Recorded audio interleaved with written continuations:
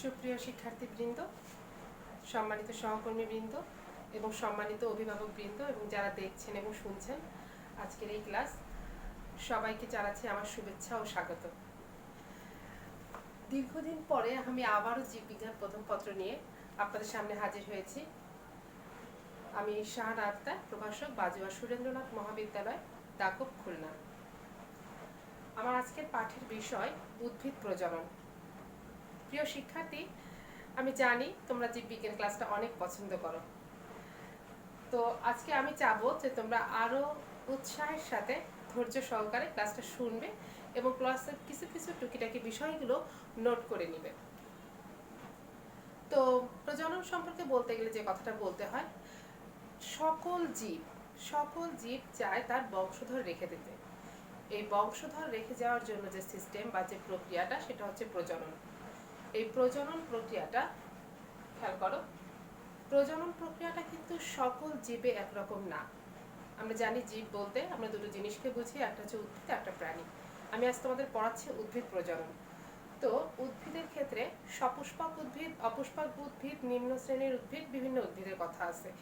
যেমন নিম্ন শ্রেণীর উদ্ভিদ বলতে আমরা ভাইরাস, ব্যাকটেরিয়া, বিশেষ করে ব্যাকটেরিয়াকে বুঝে থাকি। এছাড়া অপুষ্পক উদ্ভিদ আছে মস, ফার্ন। আর সপুষ্পক উদ্ভিদের মধ্যে কি পুষ্প যারা ধারণ করে, পুষ্প যাদের, যে সকল উদ্ভিদের পুষ্প ধারণ করে তাদেরকে বলা হয় সপুষ্পক উদ্ভিদ। তো উদ্ভিদ প্রজনন, এই উদ্ভিদ প্রজনন, অপুষ্পক উদ্ভিদের প্রজনন হয় এক প্রক্রিয়ায় আর সপুষ্পক উদ্ভিদের প্রজনন হয় এক প্রক্রিয়ায়। আমরা আজ যেটা পড়বো সেটা হচ্ছে সপুষ্পক উদ্ভিদের প্রজনন। সপুষ্পক, সপুষ্পক কথাটা খেয়াল করো, সপুষ্পক অর্থাৎ যার পুষ্প উপস্থিত। যে সকল উদ্ভিদের পুষ্প উপস্থিত তারাই সপুষ্পক উদ্ভিদ। এই সপুষ্পক উদ্ভিদের প্রজনন যেটা ঘটে সেটা তিনটি প্রক্রিয়ায় ঘটে থাকে। উদ্ভিদের প্রজনন অযৌন প্রক্রিয়ায় ঘটতে পারে, অঙ্গজ প্রক্রিয়ায় ঘটতে পারে, আবার যৌন প্রজনন প্রক্রিয়াও ঘটতে পারে। তো এই যে অযৌন, অঙ্গজ, যৌন, আজ আমি তোমাদেরকে আলোচনা করব যৌন প্রজনন সম্পর্কে।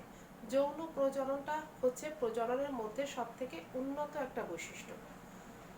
এই প্রজননের, যৌন প্রজনন যে ব্যাপারটা, যৌন প্রজনন সংজ্ঞাটা দিতে গেলে আমাদেরকে দুটো জিনিস নিয়ে আসতে হবে, যেটা হচ্ছে পুং গ্যামেট আর একটা স্ত্রী গ্যামেট।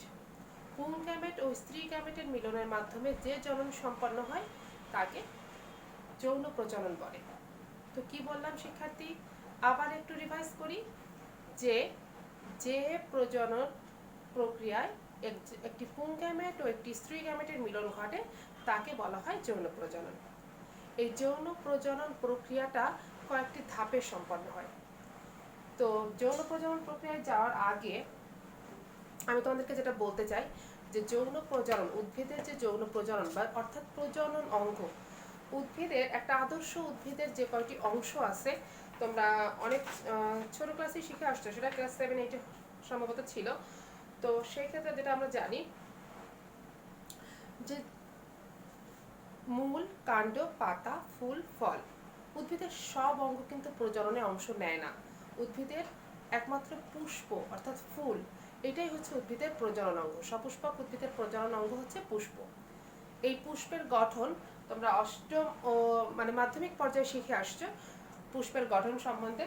এই জন্য আমি বেশি ডিটেলস এটা বলবো না, সামান্য কিছু কথা বলতে চাই সে সম্বন্ধে একটু। দেখো, বোর্ডে একটা ছবি এঁকে রেখেছি আমি। এই ছবিটা একটা পুষ্পের লম্বচ্ছেদের ছবি, দেখতে পাচ্ছ নিশ্চয়ই তোমরা। তো এই ছবিটার খেয়াল করো, সবুজ রং দিয়ে আমি একটু হাইলাইট করতে চেয়েছি। সবুজ রং দিয়ে দেখো, এই সবুজ রঙের যে অংশটুকু, এই সবুজ রঙের অংশটুকু হচ্ছে বৃতি, এইটা হচ্ছে বৃতি।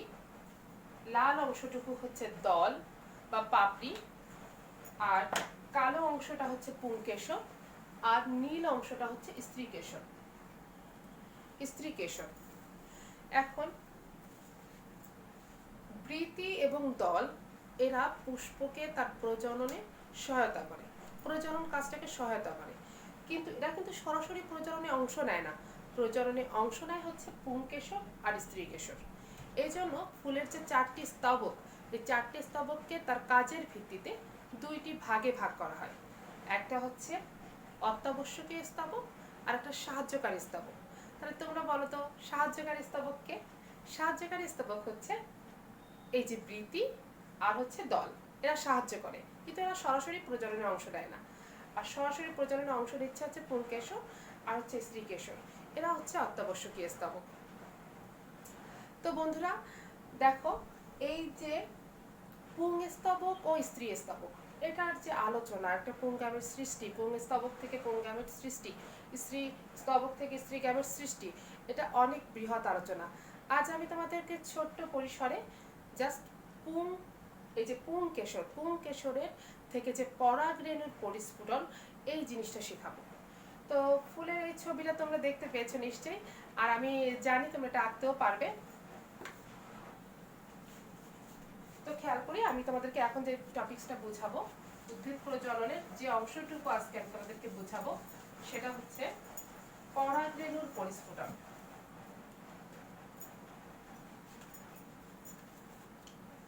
আমার আজ আলোচনার বিষয় পরাগরেণুর পরিস্ফুটন।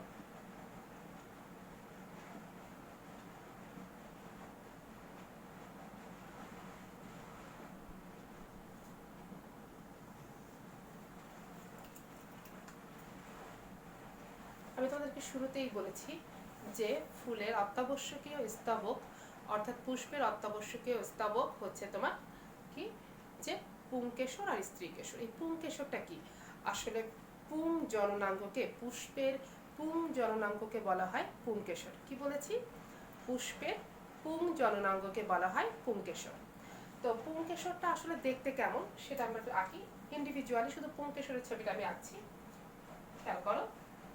পুংকেশরের এরকম লম্বা একটা পুংদণ্ড থাকে, আর এর মাথায় থলি আকৃতি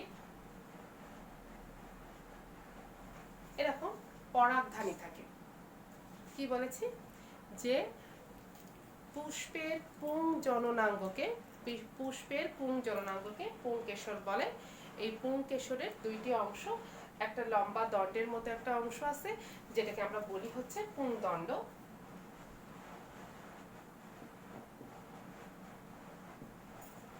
আর এই অংশটাকে থলির মতো যে প্রশস্ত বা স্ফীত অংশ যেটা, এটাকে বলা হয় পরাগধানী। তো শিক্ষার্থী বন্ধুরা, আমরা প্রথমে কি বললাম যে আজ আমরা শিখছি, আজকে প্রজননের জাস্ট অল্প একটু অংশ আমরা শিখবো, সেটা হচ্ছে কি পরাগরেণুর পরিস্ফুটন। তো পরাগরেণু, রেণু যে জিনিসটা, এই পরাগরেণুটা সৃষ্টি হয় হচ্ছে পরাগধানীর ভিতরে। পরাগধানীটা হচ্ছে পুংকেশরের একটা অংশ। আর পুংকেশরটা কি? যে পুষ্পের পুং জননাঙ্গকে বলা হয় পুংকেশর। পুংকেশরের দুইটি অংশ। কয়টি অংশ? পুংকেশরের দুইটি অংশ, একটা হচ্ছে পুংদণ্ড আর একটা নলাকার দণ্ডের মতো, আর একটা স্ফীত বা থলি আকৃতি, সেটা হচ্ছে পরাগধানী। এবার এই পরাগধানী আর এই পুংদণ্ড, খেয়াল করো, পরাগধানী আর আমি জাস্ট এরকম যদি বুঝাই, এই যে আমার মার্কারটার দিকে তাকাও, এটা যদি হয় পুংদণ্ড, ঠিক যে স্তরটাতে তোমার পরাগধানী সংযুক্ত হয়ে থাকে, এখানে একটা বন্ধা কোষ স্তর থাকে, যারা প্রজননে অংশগ্রহণ করে না। বন্ধা বলতে কি? যে সন্তান ধারণ করতে পারে না।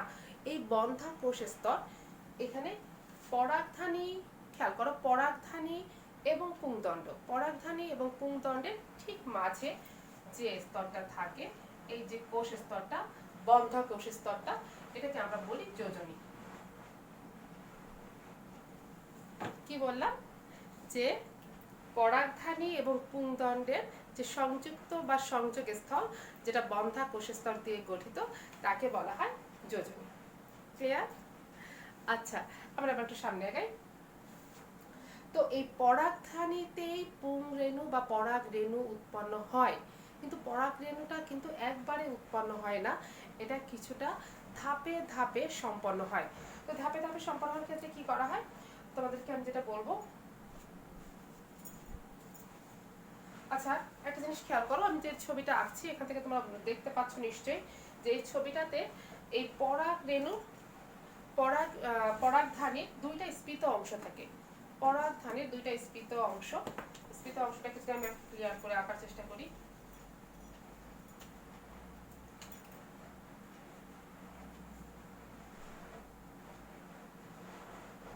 এই যে এরকম ভাবে দেখো দুইটা, এই একটা স্ফীত অংশ, এইটা স্ফীত অংশ, অর্থাৎ পরাগধানীর দুইটা স্ফীত অংশ। এই দুইটা স্ফীত অংশের এক একটা মানে প্রতিটাকে বলা হয় প্রকোষ্ঠ।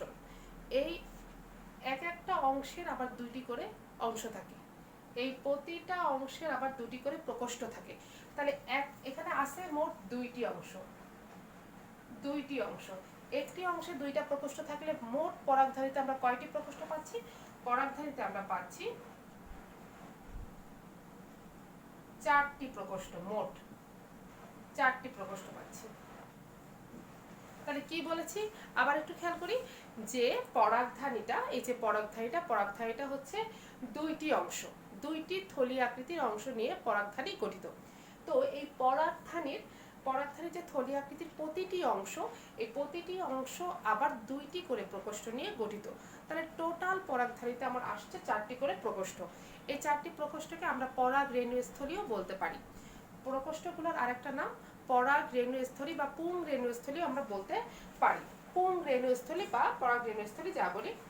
আচ্ছা আমরা খেয়াল করো, তাহলে যদি এক একটা থলি 2 প্রকোষ্ঠ বিশিষ্ট হয়, তাহলে এই জিনিসগুলো দেখলে হয়তোবা দেখো এরকম দেখা যেতে পারে। অর্থাৎ এই 4টা অংশ খেয়াল করো, এই একটা, এই একটা, এই একটা, এই একটা, অর্থাৎ এই 4 প্রকোষ্ঠ বিশিষ্ট। এই প্রতিটা প্রকোষ্ঠই হচ্ছে কোনা কোনা মতো, 4 কোণার মতো মনে হয়। একটা পূর্ণাঙ্গ পরাগধানীর গঠনটাকে 4 কোণা বিশিষ্ট মনে হয়। তাহলে আমি এই ছবিটা মুছে ফেলছি।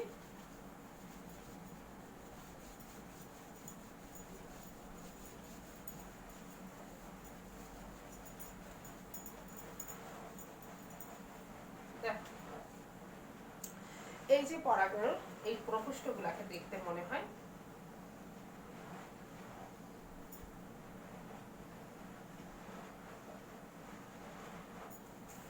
তোমরা জেনে রাখবে, জীববিজ্ঞানের জীবন কিন্তু ছবি, চিত্র। চিত্রের মাধ্যমে জীববিজ্ঞানের টপিকসটা যত সুন্দর করে বোঝা যায়, যত সুন্দর, কারণ এটাকে আমরা দেখতে পাচ্ছি না। আমরা পরাগরেণুটা কেমন, এটা যদি বাস্তবে দেখতে পারতাম, যেমন তোমরা কেমিস্ট্রিতে লবণ তৈরি করতেছো হাতে কলমে, তোমরা ফিজিক্সের একটা অঙ্ক, একটা সূত্র প্রয়োগ করতে পারছো, কিন্তু আমরা কিন্তু একটা উদ্ভিদকে বাহ্যিকভাবে দেখতে পাই, কিন্তু উদ্ভিদটাকে কিন্তু এভাবে এই যে স্তরগুলো, এগুলা কিভাবে হচ্ছে পর্যায়ক্রমিকভাবে, এটা কিন্তু দেখা যায় না। সেই দেখা না যাওয়ার পর্যায়টাকে সহজ করার জন্য কিন্তু আমরা চিত্রের সাহায্যে পড়লে, চিত্রটাকে যদি বুঝতে পারি, তাহলে কিন্তু আমাদের টপিকসটা অনেক সহজ লাগবে। আর ছেলেমেয়েরা কিন্তু দেখবে যে জীববিজ্ঞান ভালো যেমন বাসে, ঠিক তেমনি এর বিষয়গুলোকে, বিশেষ করে উদ্ভিদ বিজ্ঞান দেখা যায় না বলে এই জিনিসটাকে খুব বেশি পছন্দ করতে চায় না। সেই ক্ষেত্রে আমাদের শিক্ষকদের যেটা করণীয়, তোমাদের টপিকসটাকে সহজ করার জন্য আমরা চেষ্টা করি ছবিগুলো, ছবির মাধ্যমে তোমাদেরকে একটু বোঝানো। তো দেখো শিক্ষার্থী বন্ধুরা, যে এই যে 4 কোণা বিশিষ্ট এই যে পরাগধানীর যে 4টা ঘর, এই 4টা ঘর, এই যে কোষটা, এই দেখা যায় যে সব থেকে ভিতরের দিকে যে কোষগুলো থাকে, প্রতিটা প্রকোষ্ঠের ভিতরের দিকে কোষগুলো আকারে অন্যান্য কোষগুলো থেকে একটু বড় হয় এবং এদের সাইটোপ্লাজমটা ঘন হয়। তোমরা বাংলা সিনেমা বা যে কোনো সিনেমায় দেখবা যে নায়িকা, তার ড্রেস আপ ভিন্ন, আর তার সাইড নায়িকাদের ড্রেসগুলো সব একই রকম।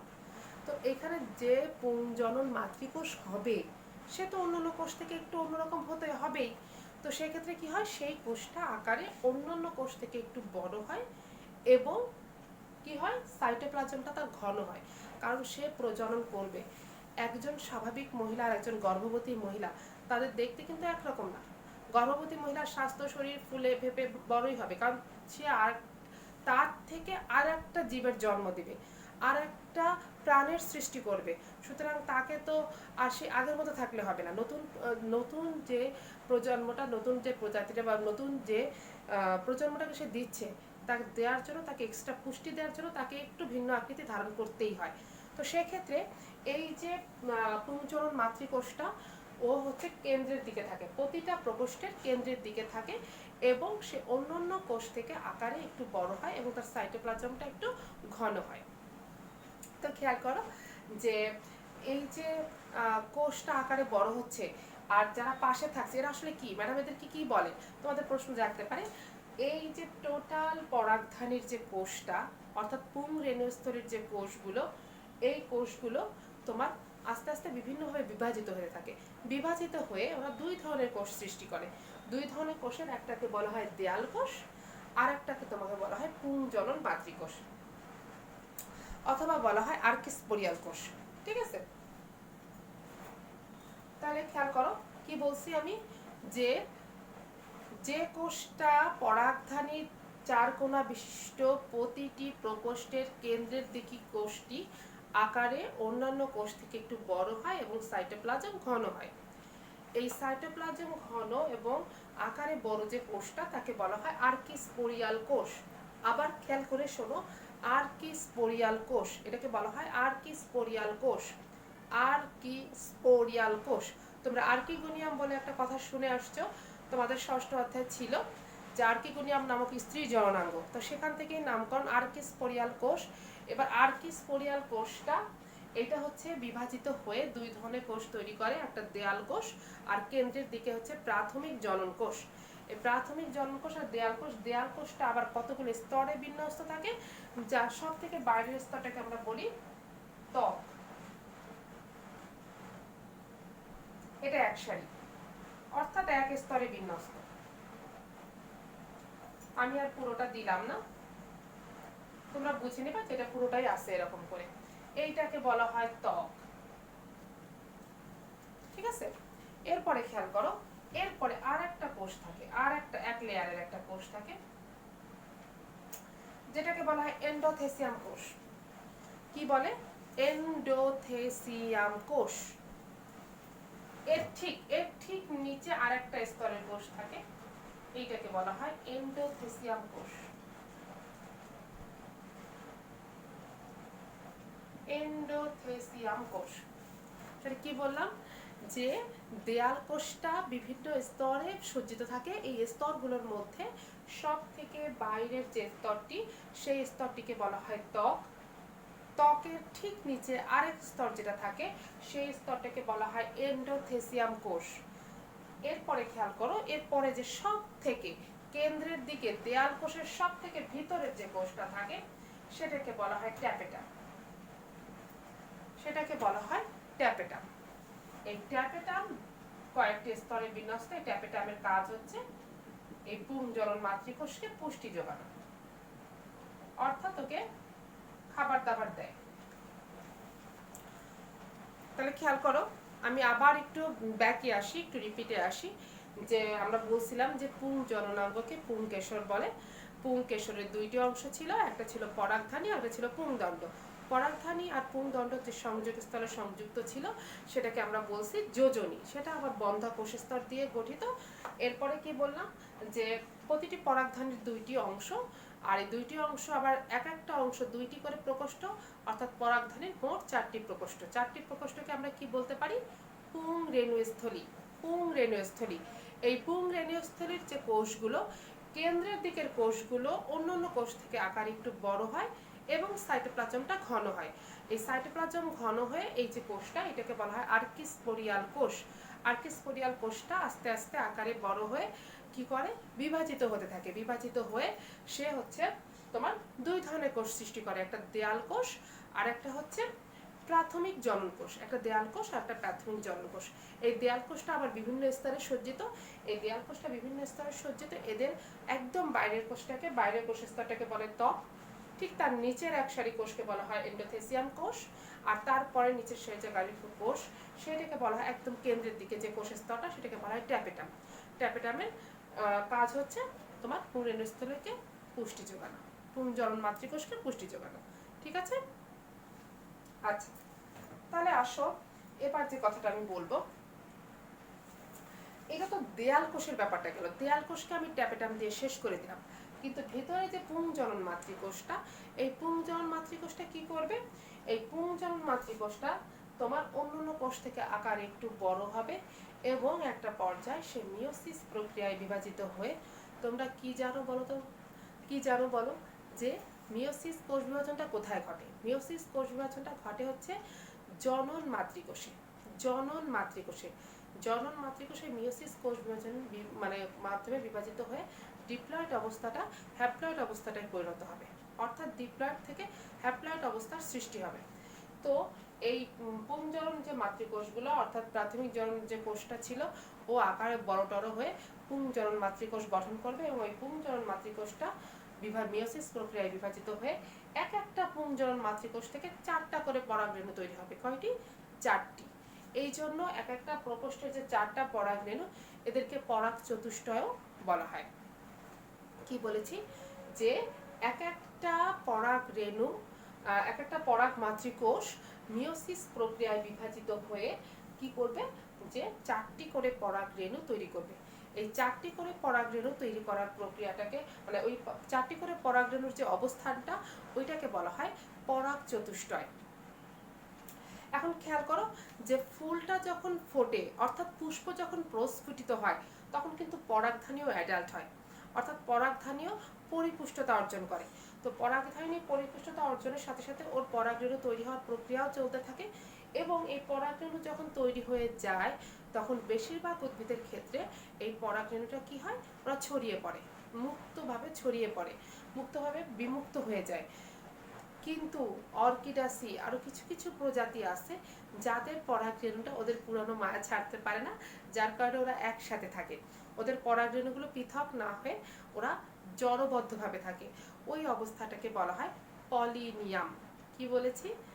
পরাগরেণু যখন পরিপক্ক হচ্ছে তখন তারা মুক্ত না হয়ে যদি একসাথে আবদ্ধ অবস্থায় অবস্থান করে ওই আবদ্ধ অবস্থাটাকে বলা হয় পলিনিয়াম।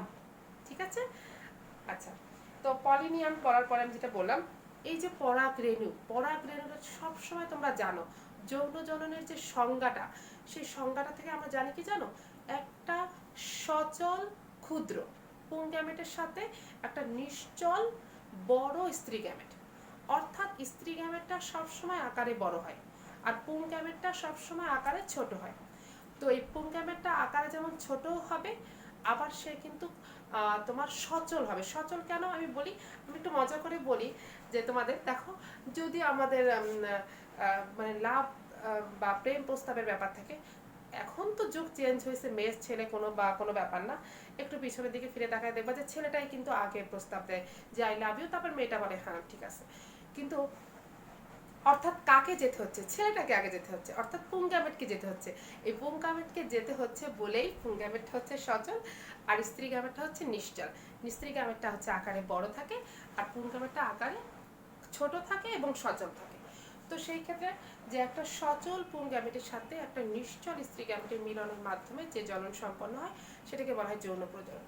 তো এই যে পরাগরেণু মুক্ত হয়ে যায় তার সে গর্ভমুণ্ড খুঁজে নিয়ে নির্দিষ্ট ডিম্বাণুর দিকে ধাবিত হয়। তবে কিছু কিছু গোত্র আছে যেমন অর্কিডাসি একটা গোত্র, এদের পরাগরেণুগুলো পুরনো অভ্যাস ত্যাগ করতে পারে না, তারা পুরনো স্মৃতি ভুলতে পারে না, এই জন্য বলে যা করবো একসাথে করব, এই জন্য এই পরাগরেণুগুলো আলাদা হয় না।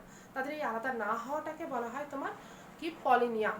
আর এই যে পরাগরেণুটা এটা যে ক্ষুদ্র, আমরা যেমন বলি বাস মাইক্রোবাস, অর্থাৎ কি বাসের থেকে আকার একটু ছোট, ছোট বাসগুলো মাইক্রোবাস, ঠিক তেমনি এই যে স্পোর, দুই ধরনের স্পোর, একটা বড় স্পোর একটা হচ্ছে ছোট স্পোর। পুংগ্যামেটটা হচ্ছে ছোট স্পোর আর ডিম্বাণুটা হচ্ছে বা স্ত্রী গ্যামেটটা হচ্ছে বড় স্পোর। তো এই ছোট যে স্পোর তৈরির প্রক্রিয়াটা এটাকে বলা হয় মাইক্রোস্পোজেনেসিস। তো পরাগরেণু তৈরির যে প্রক্রিয়াটা, পরাগরেণু পুংরেণু মানে পুংরেণু, তো পুংগ্যামেটের যে জায়গাটা ওইখানে পরাগরেণু তৈরির প্রক্রিয়াটাকে আমরা কি বলছি, মাইক্রোস্পোরেজেনেসিস। তাহলে শিক্ষার্থী বন্ধুরা আজ আমার মনে হয় তোমরা বুঝতে পেরেছো যে পরাগরেণুর পরিস্ফুটনটা কিভাবে হলো, অর্থাৎ সর্বশেষ পর্যায়ে যে ঘটনাটা ঘটেছিল সেটা হচ্ছে পরাগ মাতৃকোষ যেটা কিনা কেন্দ্রে ছিল, কেন্দ্রের ওই পরাগ মাতৃকোষটা মিওসিস প্রক্রিয়ায় বিভাজিত হয়ে 4টা করে পরাগরেণু তৈরি করলো যেটাকে আমরা বলি পরাগ চতুষ্টয়। আর ও ছিল ডিপ্লয়েড দশা ও মিওসিস হয়ে যাওয়ার পরে হয়ে গেল হ্যাপ্লয়েড অবস্থা। ঠিক আছে, তো আজকের ক্লাস তোমরা নিশ্চয়ই বুঝতে পেরেছো। আমি আগামী ক্লাসে তোমাদেরকে পরাগরেণুর গঠন এবং পুংগ্যামেটের পরিস্ফুটন এই টপিকসটা বুঝাবো। আর আজ তোমরা বাসায় বসে আমার এই ক্লাস শেষে তোমরা দেখবে যে ম্যাডাম কি পড়ালেন, বা কোনো টপিকস কোথাও কোনো সমস্যা আছে কিনা, কোনো শব্দটা তোমাদের না জানা বা না বোঝা কিনা, তো তোমরা আমাকে নেক্সট ক্লাসে তো আর কথা বলতে পারি না আমরা, তো কি করতে হবে, আমাকে তোমরা ফেসবুকে তোমাদের কমেন্টস বক্সে আমাদেরকে জানাবা যে তোমার কি কি সমস্যা, অথবা তোমরা আমাকে ফোন করতে পারো, ফোনের মাধ্যমে তোমাদের সমস্যাগুলো শুনে নিবে।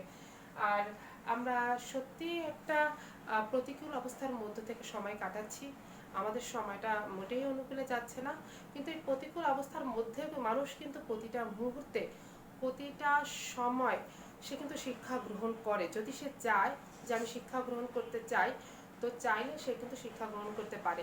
তোমরা দেখো আমরা এত একটা যান্ত্রিক মানে জীবনযাপন কাটিয়েছি, যেটা করোনা একবারে আমাদেরকে একটা স্তব্ধ অবস্থায় নিয়ে আসছে। এত রেস্ট, এত বিশ্রাম আমরা কখনো নেইনি। মনে করো তুমি তোমার কথা চিন্তা করো, তোমার ফ্যামিলির বাবা বা মা যিনি আছেন, তুমি পড়াশোনার চাপে সকাল সন্ধ্যা তার কাছে যে কখনো কিন্তু একটা মুহূর্ত জন্য জিজ্ঞাসা করতে পারেনি যে আম্মু তুমি কি খেয়েছো, বা বাবা তোমার কিছু লাগবে, এই জিনিসটা কিন্তু তোমাদের সুযোগ হয় না। তো পারিবারিক বন্ধন কিন্তু একটা বড় জিনিস, যেটা মানুষের মানসিক বিকাশে, শারীরিক বিকাশে অত্যন্ত সহায়ক ভূমিকা পালন করে। তোমরা সেই জিনিসটাকে এখন সম্পূর্ণরূপে কাজে লাগাবে, সম্পূর্ণরূপে মানে এই সময়টাকে ব্যবহার করবে, আমার এই প্রত্যাশা। আর তোমরা যেখানেই থাকো, যেভাবেই থাকো, ভালো থাকো, নিজেকে সুস্থ রাখো, স্বাস্থ্যবিধি মেনে চলো। আর নেক্সট ক্লাসে আমাদের দেখা হবে আবারও নতুন একটা টপিকস নিয়ে, পরাগরেণুর গঠন এবং পুং গ্যামেটোফাইটের পরিস্ফুটন। তো ভালো থাকো সবাই, সবাইকে আমি আল্লাহ হাফেজ দিচ্ছি। আল্লাহ হাফেজ, ভালো থাকো।